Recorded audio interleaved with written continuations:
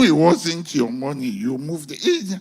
So anyone looking for miracle alerts, you are looking for anointing to steal. Where is the money coming from? Okay, it's coming from the food. Praise the Lord. Knowledge, prospering our soul, includes feeding our minds concerning knowledge. Part of prospering our soul also, because the soul is the seat of emotions. And a lot comes out of our emotions that affects us and indeed affects our overall prosperity. That is why, for example, you see, someone can say, oh, in their vocation in my office, they're not promoting me. And I'm doing so well. They're not promoting me, but they're promoting others. There's politics going on and whatever. Sometimes you get to it and you see that they might be fantastic at their job, but they do not relate well in the office. And that is why nowadays in corporate terms, they talk less about IQ. They talk about what? EQ. Emotional quotient. That, this person can function well because it's more important. You gain from that. How do you call it? Peperimpe marketer. This one was a rugged one. He said, I will sell it. I will sell it. Okay. And she started selling. She started moving the products. She was moving it. She was the best marketer. Now, she had a very bad attitude. Right? And she was fighting with everyone in the office. The only person she didn't fight with was me because I was our guy. She fought with them. So all the other markets, they will come. She said this, she said this. But you see, because me, I know that she's helping to bring business, I will keep quiet. I knew, but I say, don't worry, don't worry. If you don't like it, you go. I have, I did that. And I remembered one of my partners then said, this girl is causing problems there. Won't you do something? I said, in due time. First of all, let the business. And when the business came in, it was in due time. I called her, I said, look, this is your attitude. We can't take it. And I had to let her go. There was no future because of the way the emotion was being used. Some of us are losing out on all-round prosperity, not because we're not spiritual, not because we cannot pray, not because we cannot fast, but even our emotions, we can handle it. Our relationships are not going well because of that. Some of us, our marriages are not going well because of that. I said, I've probably done maybe 40 or 50 premarital counseling in this church. And at least 3 of them have ended up in divorce. Right? 2 Christians, good Christians, tongue-speaking Christians, they fast together, they pray together, but it didn't happen. Whereas I've seen those who are neither Christian, they're very unchristianly, they're very open and whatever, and their marriage is happy. Emotional. And you will get the prosperity that comes from that. It's also from the emotions that let me show you one story in 1 Samuel 25.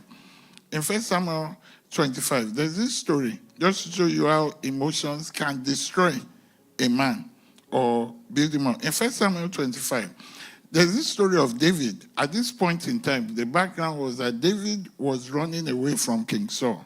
He was running away. He was a rebel on the run. But the area where he was in control of the whole of the area. Now King Saul wasn't in control. So anything in that area, he was in control.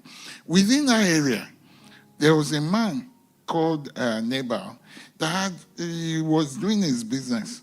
He had his livestock and he was making a lot of money, and David never disturbed him. So when it was time for one feast, David said, David and his boys, there's nothing to it. They say, send someone to me, neighbor, that all these years, we've never asked you for anything. Please, just send us a goat or two. Let us to eat here. The man shoot them off. He said, who are you? I don't owe you anything.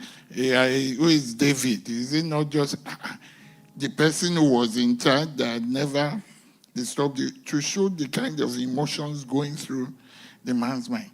The servants went back. Then David gathered 400 men and said, okay, we will show you. Saying, let's go. That they will sack him, sack everyone. They were angry. Fortunately, when that had happened, his wife, the man's wife, neighbor's wife, heard, Abigail.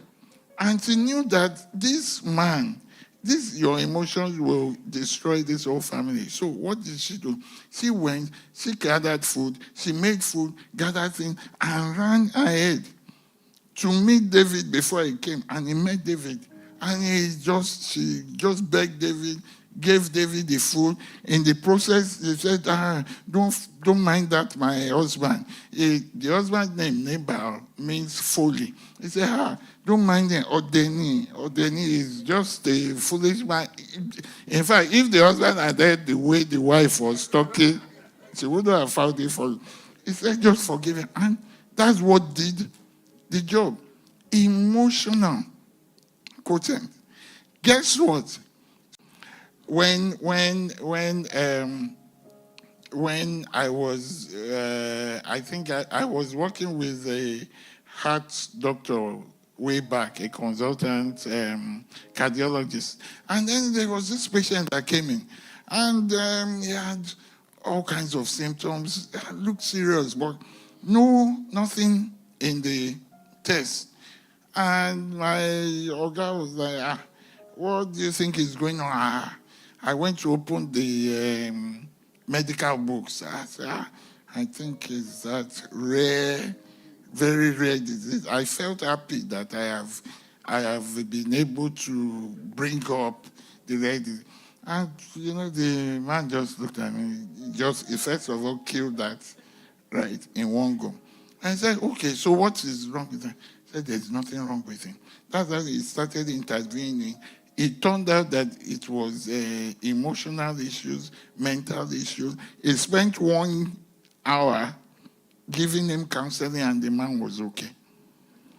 That is the effect. In medicine, they call it psychosomatic, the mental affecting the body.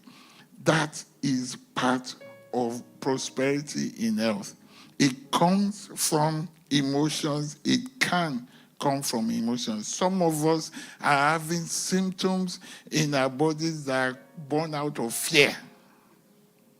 Fear. Many years ago, I was on a plane.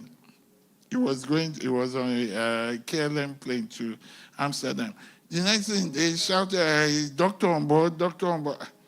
I looked around. I didn't even want to talk, but there was no other doctor. I said, okay.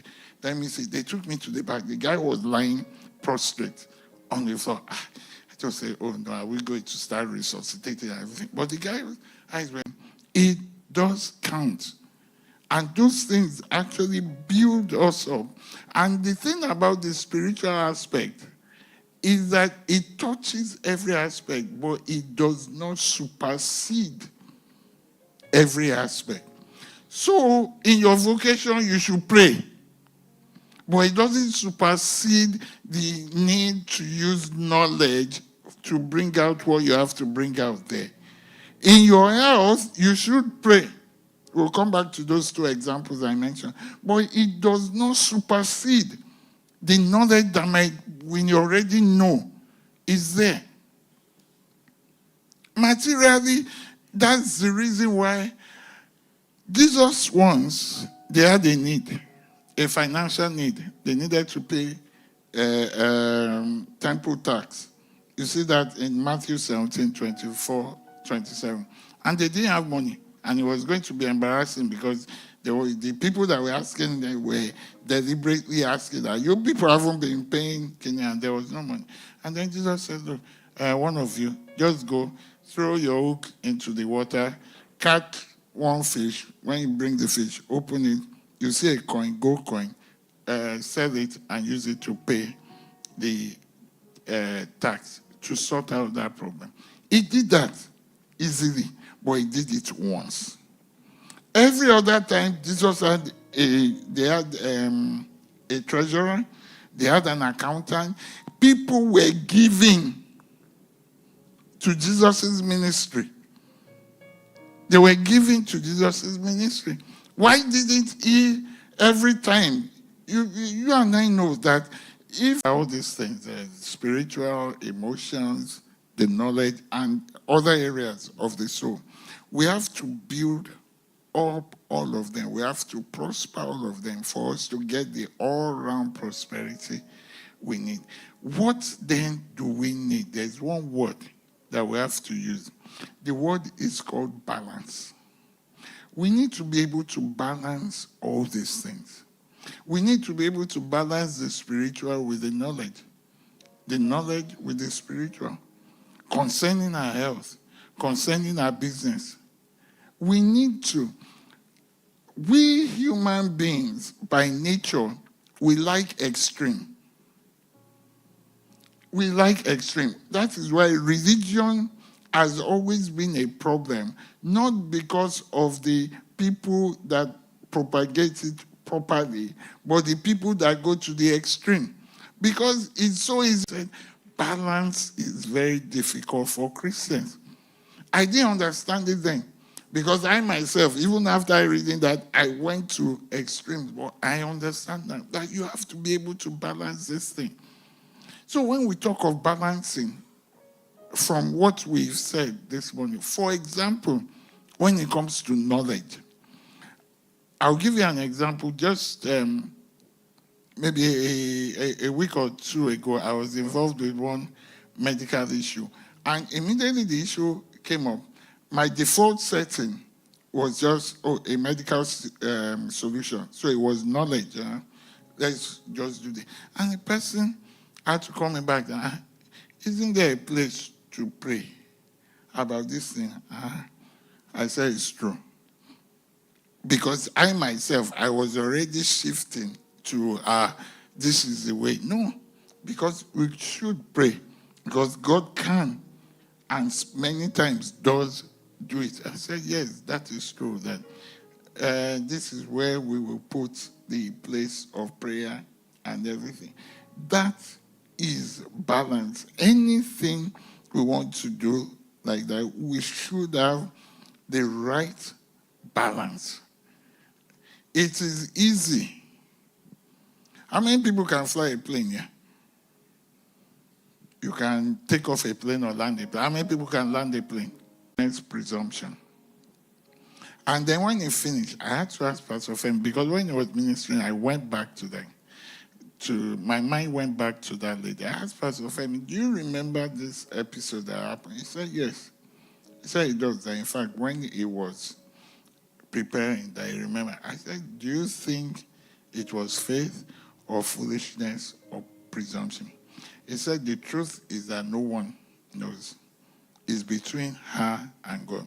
It is easy for us to feel it was foolish, that why didn't you cut it off and save your life? But there's nothing saying that if her time was up, even cutting it off wouldn't have saved them. And that the faith she was displaying might be what might be getting her what she's getting right now with the Lord. It is possible. But